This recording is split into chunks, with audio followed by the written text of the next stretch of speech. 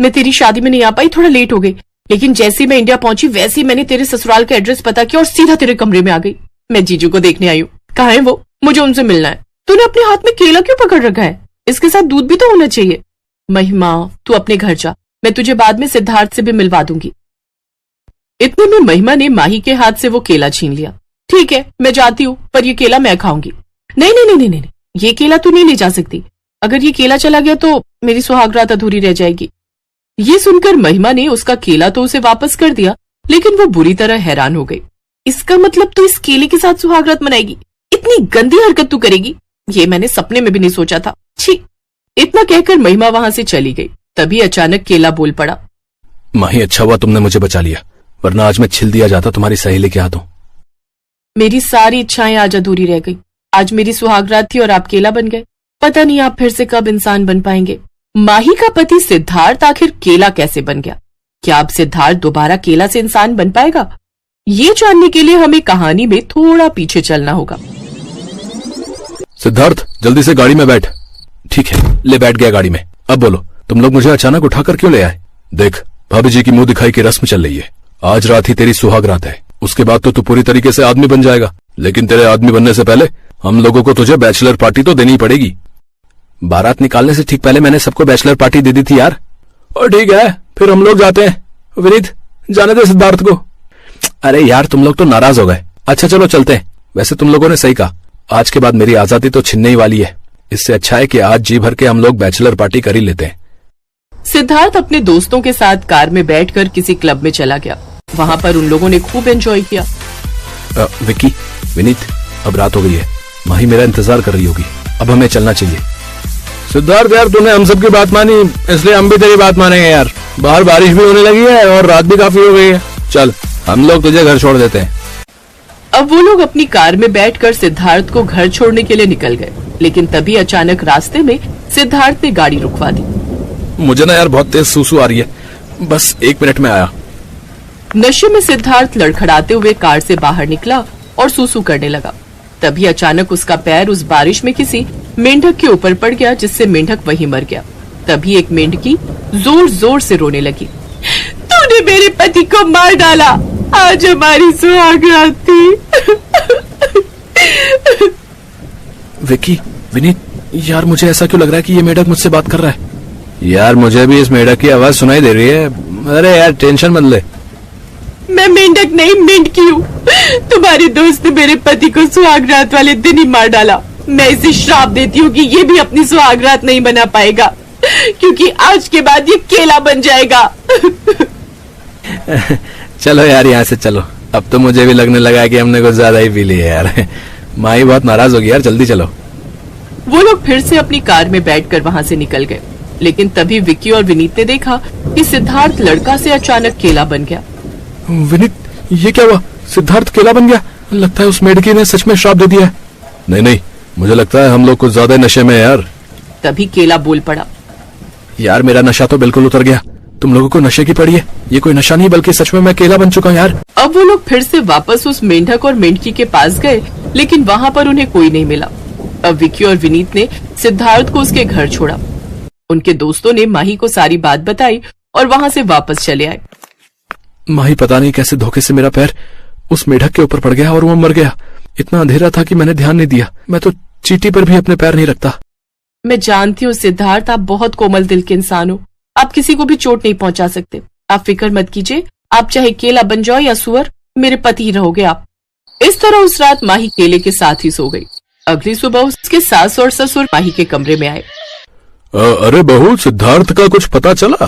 काफी रात हो गई, अभी तक नहीं आया वो। माही ने एक नजर उस केले को देखा और फिर जवाब दिया।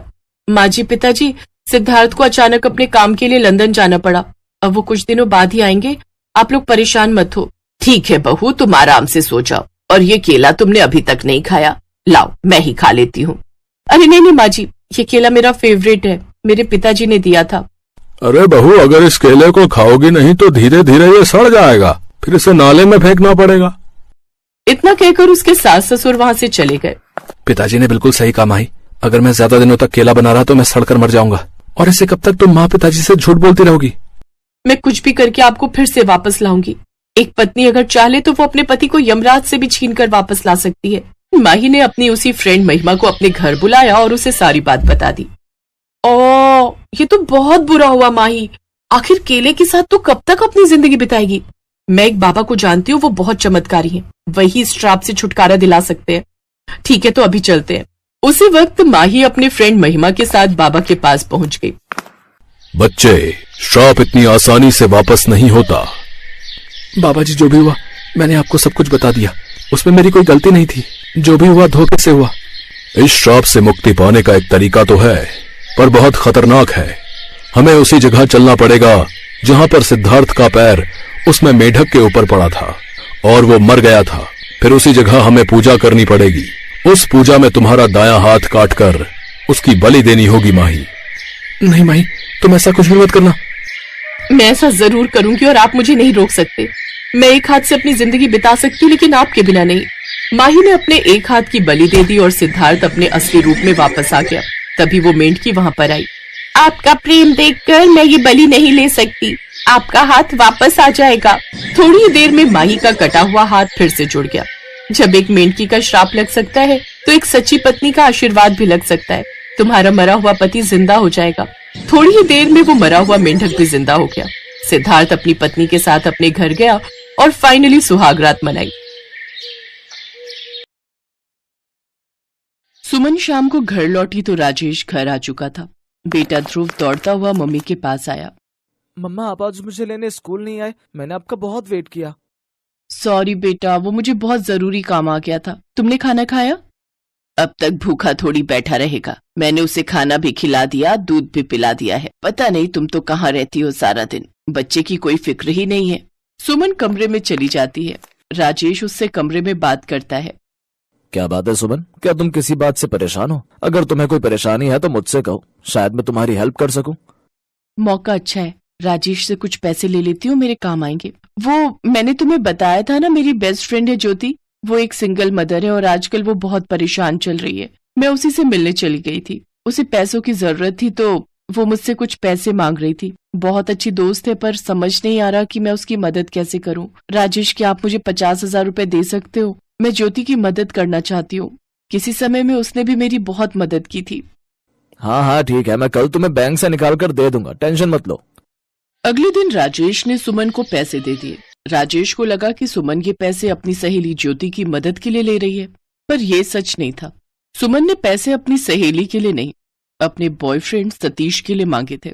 सुमन और सतीश की मुलाकात 6 महीने पहले एक रेस्टोरेंट में हुई थी और वहीं दोनों ने एक दूसरे से बातचीत शुरू की। उसके बाद दोनों दोस्त बने और अब सुमन सतीश के प्यार में पागल हुई बैठी थी। पिछले 6 महीने से वो दोनों लगातार एक दूसरे से मिल रहे थे। सुमन, ऐसे नहीं होगा, मेरा बर्थडे है यार, तुमने आना ही होगा। और कोई बहाना कर दो, तुम तो आराम से अपने पति को मना कर सकती हो। अच्छा ठीक है, नाराज मत हो, मैं देखती हूँ क्या करना है। चलो अब मुझे बहुत देर हो गई है, मैं चलती हूँ। सतीश के प्यार में सुमन कुछ भी करने को तैयार थी। उसे अपने परिवार की बिल्कुल भी परवाह नहीं थी। वो तो बस सतीश के बहकावे में आकर अपनी शादीशुदा जिंदगी को बर्बाद कर रही थी। सतीश का जन्मदिन था, इसलिए सुमन को राजेश से बहाना करना था। राजेश बहुत सीधा साधा था, वो सुमन की बात को मान गया। मैं जानता हूँ पति से तलाक लेने के बाद ज्योति ठीक नहीं है, वो सिंगल पेरेंट है। इसी वजह से तुम उसकी बहुत चिंता करती हो। उसकी तबीयत ठीक नहीं है तो तुम्हें उसके साथ रात रुकना चाहिए। ध्रुव को मैं संभाल लूंगा, तुम रात को ज्योति के घर रुक जाना। थैंक यू राजेश, तुमने मुझे समझा। ज्योति को मेरी बहुत जरूरत है, मैं कल शाम तक लौट आऊंगी। सुमन ने अपने भोले भाले पति को झांसे में ले लिया। शाम को सुमन सतीश के पास रुकने चली गई। रात के 9 बज रहे थे। ध्रुव जिद पर अड़ गया। पापा, मुझे वही पेस्ट्री खानी है जो आपने मुझे उस दिन खिलाई थी, प्लीज पापा। हाँ हाँ ला रहा हूं, पर मुझे आने में थोड़ा समय लगेगा। तब तक तुम दादी जी को परेशान मत करना। हाँ बताओ, अब आधी रात में तू इसके लिए पेस्ट्री लेने जाएगा, वो भी इतनी दूर मार्केट से? माँ, अगर मैं पेस्ट्री नहीं लाया तो ये रोने लगेगा। और तुम तो जानती हो आज सुमन भी घर पर नहीं है। उसके पीछे मैं नहीं चाहता कि ध्रुव परेशान हो, और कहीं इसने जिद कर दी कि मम्मी के पास चलो तो फिर मैं नहीं संभाल पाऊंगा। इसलिए मुझे आज रात इसका पूरा ख्याल रखना होगा। चलो मैं लेकर आता हूँ। मार्केट लगभग बंद हो चुकी थी। पेस्ट्री की दुकान दूर थी। अचानक राजेश को सुनसान सड़क पर एक कार में से एक औरत की चीख सुनाई पड़ती है। राजेश उस कार के पास जाता है। वो हैरान रह जाता है। 4 लड़के उस औरत के साथ जबरदस्ती कर रहे थे। छोड़ो, क्या है? छोड़ो मुझे, प्लीज मुझे जाने दो, छोड़ दो। सुमन, अरे ये सब क्या है सुमन? राजेश मुझे बचा लो राजेश। अरे ये तो रंग में भंग डाल गया। ये क्या, आज तो मेरा जन्मदिन है, तेरे पति को भी अभी आना था। क्या यार सतीश, पूरा मजाक किरकिरा ही हो गया। अच्छा खासा बोल रहा था होटल का एक कमरा लेते हैं और इसे वहां ले चलते हैं। पता नहीं तुझे भी हमेशा पैसे बचाने की पड़ी रहती है। तू इस पत्नी को बचाना चाहता है जो तेरी पीठ पीछे मेरे साथ इश्क लड़ा रही है। पिछले 6 महीने से हम दोनों साथ हैं और साथ होने का मतलब तो तू जानता ही है कि हमारे बीच मेरे पीछे पागल हुई बैठी है। पता है मेरे से कितना प्यार करती है, तभी तो आज मेरे जन्मदिन मनाने के लिए तुझसे झूठ बोलकर